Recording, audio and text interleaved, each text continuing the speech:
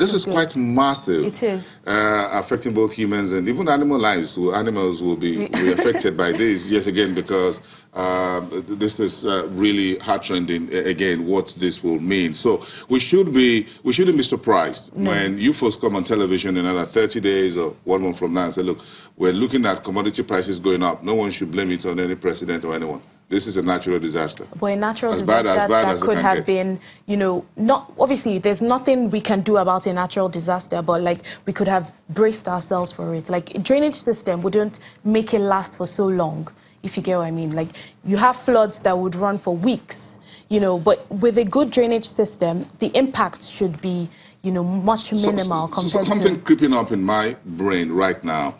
Now, we're doing massive on infrastructure. We're building new roads, new bridges, and railway lines, right? Yes. Assuming we have railway lines.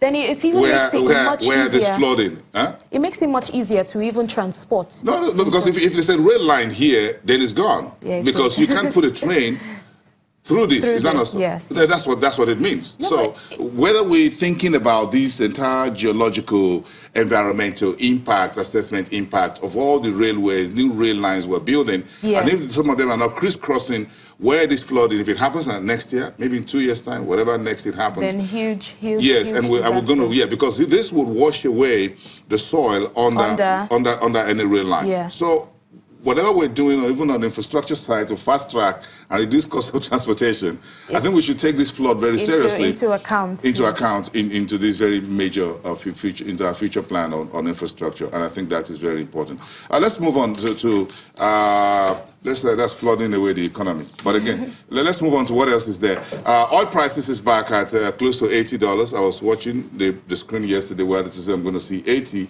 but then it looks like we didn't touch that after all. No, we didn't. It's down marginally to about $77.6 per barrel today. The reasons, two major reasons for this. You know, we've had, you know, we keep talking about the sanctions, the Iranian sanctions and all that. But as at today, we found out that, you know, India has decided to cut its imports from Iran by half, so by about 650,000 barrels to about 300,000. Aren't the same Indians telling going to the U.S. to buy oil? Yeah. And also abandoning Nigeria? Well, they will rather looking for new customers. Yes, they will rather move with America, you know, who they're trying to please. I think that nobody wants to be on the bad side when it comes to... Yeah, if they're hitting your neighbor Pakistan with some, nobody wants to be on the wrong side. Exactly. So on the wrong side of the table with Donald Trump, exactly. President Trump. Nobody wants to be on the wrong side. They'll rather do what, you know, and that already signals, you know, decline in supply or Iranian supply. But as that now, because they've cut back on their demand, that has affected prices marginally. You know, once demand has been cut out of the system. And also coupled with this, we have the fact that, you know, US has mentioned they're issuing a new 10% tariff increase on about $200 billion worth of Chinese imports. So that's in the news. It gives me a lot of headache. Now news is just coming through that it's been watered down a little bit again. That's just coming in this morning as part of the morning note right now online, that it's been watered down a little bit because China says we're going to hit you back. So retaliation. That's what a rational country would do. Some folks are asking if there's a plan B to this trade war. Well, for now... You don't enter a room when you don't know where the exit is. In case the door closes, where is the exit? Well, you know, as at now, these tariffs are really affecting, you know, businesses within the Chinese economy, which is affecting their demand on oil. So I don't like the way it's affecting us one way or the other. Well, because we're all taking that to the emerging markets, and here we are, more pressure on the naira, more pressure on our FX reserves, and our pressure on our oil. We need to check how many, if we have any shipments that are not yet taken up, they are still plying the oceans because we don't have customers, because India says, sorry, we're not taking your oil, but we have to import petrol or diesel, and that's not good news. Let's take a talk to the market very quickly before we lose all the time here. Okay. Market prices. Yeah. So we've seen a decline in the price of semovita by about 50 naira.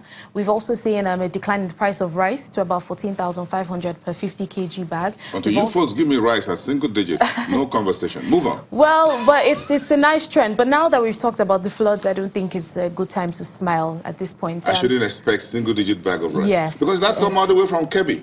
Well, and now the roads are bad. There's flooding. So definitely. So it's time for you to price it into your, purchases. Into my budget. Yes, and your budget. What's the price right now?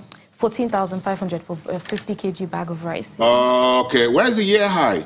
We've seen 22,000, isn't it? Yes, so it's a significant drop in the price. Heartbreaker. We've actually. Don't break my heart. 22,000, year high for a bag of rice. Okay, we strike rice off the list. Last year when we were talking about it, it seemed fairly normal that, okay, this is where we are, 22,000. We're talking about 22,000, 21, 23,000 for a bag of rice. Those were the issues that we're talking about. No, let's talk about cowpea beans. I don't want to think of a bag of rice, 22,000. Even with a minimum wage, new one. Nobody can exactly. No. It's just totally out of it. Let's just cut down on that. Let's look for something else to eat. Let's eat cowpea. So cowpea is a very interesting commodity in the sense, although it's a very small, it's relatively small market. Global output is about 7 million tons, which is about valued at $10 billion. That's huge. It's huge, but compared to other commodities we've discussed, it's still a lot of room to grow within the market. This is a very nutritious. Very, very nutritious, high in protein. With the cowpea, I don't need rice. Exactly. Yeah, I can cut down on carbohydrates and use beans. This is on the white beans. But at the same time, the price of a 50 kg bag of beans is about 26,000. So it's more expensive than rice. So that's the reason why. I don't mind. I'll take my chances with white beans any day. Just add a few, some oil and pepper and tomato and I'm good. You're good to go. Yes, I'm good. The rice is just sexy for the kids and all that, for parties and everything. Everybody wants it on the table. But this white beans is good. It's good, but the not so interesting part about it is the fact that although Nigeria is the highest producer of this commodity, we're also the highest exporter, or highest importer rather, of the commodity. While Niger, that is number 2 in the global output space, is actually the largest exporter. So one of the reasons why we see this is because, some of these particular types of beans is affected by weasels, and we don't have technology to actually impose or use good pesticides to make sure or to prevent. So we lose about 90% of our output. So that's a major issue within this particular commodity. Thank you. But thank you very much for giving me an option to rice. That I'm going to take home. Thank you very much, and I hope everyone takes that home today. Bonale Lutosin, one of the economists and research analysts at Financial Derivatives Company.